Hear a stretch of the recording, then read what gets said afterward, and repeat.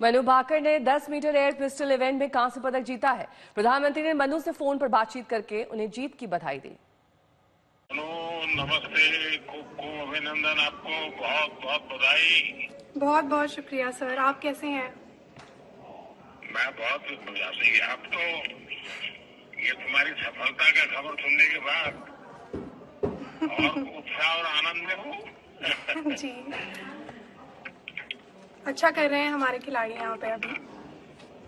आप स्वयं को वैसे .1 से आप सिल्वर आपका रह गया, जी, लेकिन उसके बावजूद भी आपने देश का नाम रोशन किया।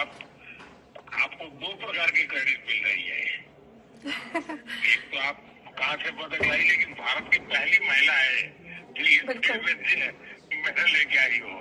जी सर। हाँ जी, शुक्रिया सर। मेरी तरफ से बहुत बहुत बधाई है। देखिए, टोक्यो ओलंपिक्स में राइफल ने तेरे साथ दगा कर दिया। हाँ जी, लेकिन इस बार तुमने सारी कमियों को पूरा कर दिया। तो आखिरकार मनु भाकर की मेहनत रंग लाई और उन्होंने पेरिस में इतिहास रच दिया। पदक जीतने के बाद पेरिस में उनसे बात की हमारे संवाददाता राहुल रावत ने।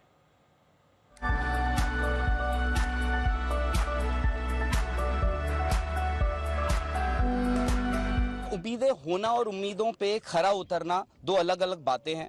मनु भाकर से उम्मीदें भी थी और वो उम्मीदों पे खरी भी उतरी हैं। मनु, सबसे पहले तो बहुत बहुत मुबारकबाद।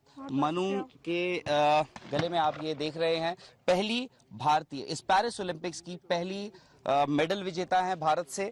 मनु, ये मेडल क्या मायने रखता है? क्योंकि टोक्यो में भी हमने देखा था और टोक्यो के बाद ऐसा लगा कि मनु पता नहीं कहाँ चली गई हैं और उसके बाद आप आती हैं और जो कहते हैं ना, बैक विद अ बैंग, एक मेडल के साथ, एक ब्रॉन्ज मेडल के साथ। क्या मायने रखता है ये मेडल आज?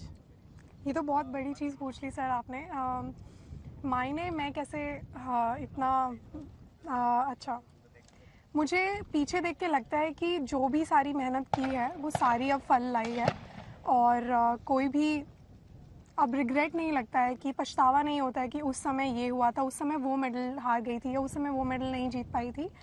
तो अब वो सब हट गया है, मन साफ हो गया है बिल्कुल। और ऐसे लगता है कि आगे और भी बहुत सारी चीज़ें हैं देखने के लिए, बहुत सारी चीज़ें हैं करने के लिए। तो मेरे लिए इस मेडल का मायना इतना तो मैं एक्सप्रेस नहीं कर पाऊँगी, पर बहुत लंबे समय से मेरी चाहत थी कि मैं एक ओलंपिक का भी मेडल इंडिया के लिए जीतूँ और वो आज आपके हाथ में है। Manu Bhaker youth Olympic gold medallist भी हैं और ये सिर्फ 22 साल की हैं, पर करियर ऐसा लगता है कि कितना लंबा होगा। इतने सालों से आपको देखते आ रहे हैं। मनु, अगर दर्शकों के लिए ये मेडल हम दिखा सके, इसमें कुछ खास चीजें हैं इस बार मेडल में। मनु, 3 इवेंट्स में आप compete कर रही हैं इस बार। ये बस शुरुआत ही है क्या? क्योंकि हो सकता है कि हम, क्या होता है, मेडलिस्ट आते हैं, हम लोग इंटरव्यू करते हैं, तो इस बार हमें 3 मौके मिल सकते हैं मनु भाकर से इंटरव्यू करने का। देखिए, रिजल्ट्स का तो मैं कुछ नहीं बोल सकती हूँ कि सब मतलब कोई नहीं जानता कि आउटकम क्या होगा। मैं सिर्फ कोशिश कर सकती हूँ अपनी तरफ से पूरी, कि मैं अच्छा परफॉर्म करने की कोशिश करूँ, मैं अच्छे से एफर्ट्स डालूँ और हार ना मानूँ। तो मेरे बस में जितना है मैं उतना डेफिनेटली पूरा ट्राई करने वाली हूँ। बाकी रिजल्ट्स का तो ना आप जानते हो ना मैं, कोई नहीं जानता। कोई बकेट लिस्ट बनाई थी कि मैं अगर ओलंपिक मेडल जीतूंगी उसके बाद मैं ये करूंगी? अक्सर ये होता है, बहुत सारे सैक्रिफाइसेस देने पड़ते हैं। आप मेंटली काफ़ी चीज़ें चैलेंजिंग हो जाता है, खाना वाना जो है बहुत रिस्ट्रिक्टेड होता है। कुछ ऐसी चीज़ है कि वेकेशन पे जाएंगे, ये करेंगे? मुझे एक्चुअली फिटनेस करनी है।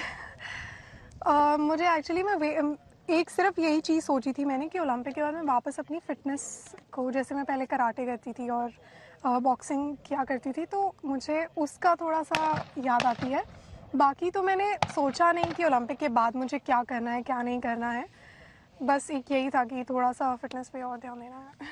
चलिए मनु, मेनी कॉन्ग्रेचुलेशंस, बहुत अच्छा लगा। और जैसे हमने कहा कि आज बहुत सारे यहाँ पे हिंदुस्तानी आए थे। हर किसी को ये उम्मीद थी कि मनु भाकर का आज एक मेडल आना है और वो एक आप लेकर आए हैं।